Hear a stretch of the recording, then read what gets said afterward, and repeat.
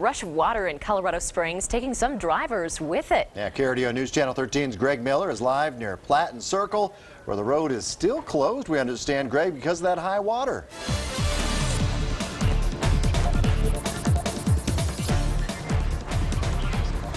Yeah, James and Heather, Tijuana Road actually just reopened, and you can see why here near Platte and Circle tonight. It's just a little wet, but you can at least see the road.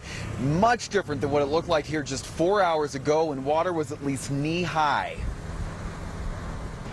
The saying goes, turn around, don't drown. Except Jasmine Casso says it all happened too fast. It was hailing and it was storming and I couldn't see anything, so I pulled over and I put in my GPS how to get home. And it took me down this back street and I didn't realize that it was like a lake, and I drove right into it. Her car stalled and she had to climb on top of it as water filled the inside. I was like, my car's a boat, and I was really upset. Her car wasn't the only one waterlogged. It's just a car. She's okay. Alfred Hiltverner's daughter drove this car. She was trapped by water for nearly an hour. Before, like, it happened to people, but I never thought it would happen to my daughter. She too stalled when the water started to rise. You can still see where she was sitting on the top of her car, waiting for help. I used to tell her, I said, when you see a lot of water on the road, don't even try to drive through. I said, stop. You never know what's underneath the water, you know. But those who live nearby say flash flooding is common here. With this being a divot right here in the middle of the road, it never gets cleaned out properly, so when it rains, the water just builds up. These drivers will watch closer. They said we have to wait till the water goes down and then call a tow truck when the next storm hits.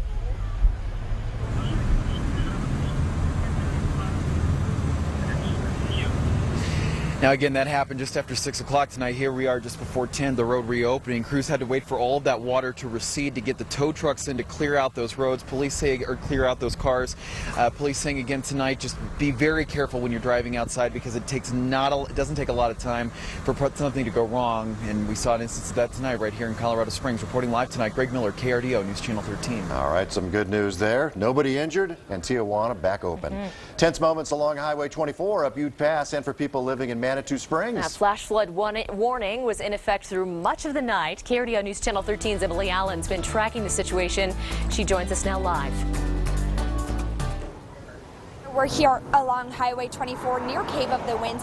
This is where CDOT will shut down the road if they do see flash flooding. But at this point, you can see the road is wet, but we haven't seen flash flooding. So that means so far, Highway 24 has stayed open this evening. CDOT has workers stationed up and down Highway 24, and there are also trucks driving through the pass monitoring conditions. Highway 24 was hit with floods in 2013 from the Waldo Canyon burn scar, and since then, CDOT has done a lot of mitigation work to redirect some of this rain. We spoke to one woman who says tonight's drive on Highway 24 was hectic, but she and her family made it home safe. We're by the Cave of the Winds at the time, and we were in the store, and it got really bad, and like water was just gushing down on the side of the road. And it just got really bad, and we thought it was going to flood over here because it flooded last year. The flash flood warning has expired, but a flash flood watch remains in effect until 7 o'clock tomorrow night. We are parked near a CDOT truck. They are going to be out here continuing to monitor conditions. We also headed down to Manitou to see how this storm played out there. We'll have that story coming up in our newscast. Along Highway 24, Emily Allen, KRDO News Channel 13. Thanks, Emily. And Pueblo and Fremont counties also hit hard with rain. Some areas pelted with hail. KRDO News Channel 13's Michelle San Miguel continues our team coverage tonight. She's live in Pueblo, where the water's done a lot of damage already. I'm standing on Overton Road in northern Pueblo County. The stretch behind me has been closed for several weeks now. The high runoff through Fountain Creek continues to wash away chunks of the road, and days like today certainly do not help. It was a wild and wet weather day in southern Colorado.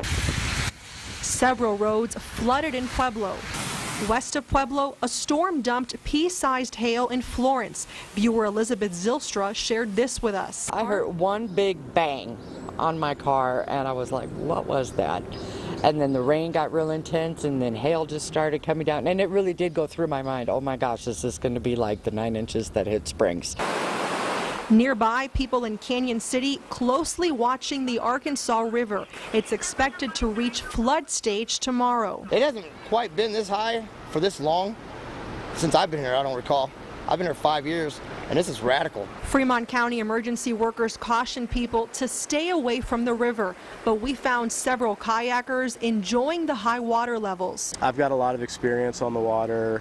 I actually do a lot of this stuff professionally, so if you're a solid boater, you've got a good roll, and you know what you're getting into, there are some risks, but overall it's not too bad. While people in Canyon City are watching the river, those along Fountain Creek in Pueblo County have their eyes on the sky. We get flooded down here when it rains hard in Colorado Springs. If it rains hard in Pueblo, we're not too worried. You know, we have the runoff in the ditch, but when it rains in Springs, we get the runoff real bad down here in the Fountain Creek. Even though the Arkansas River at Canyon City is expected to reach flood stage tomorrow, the county's emergency manager tells me he only expects minor flooding. He does not think it will cause any damage to homes. Reporting live in Pueblo County, Michelle San Miguel, KRDO, News Channel 13.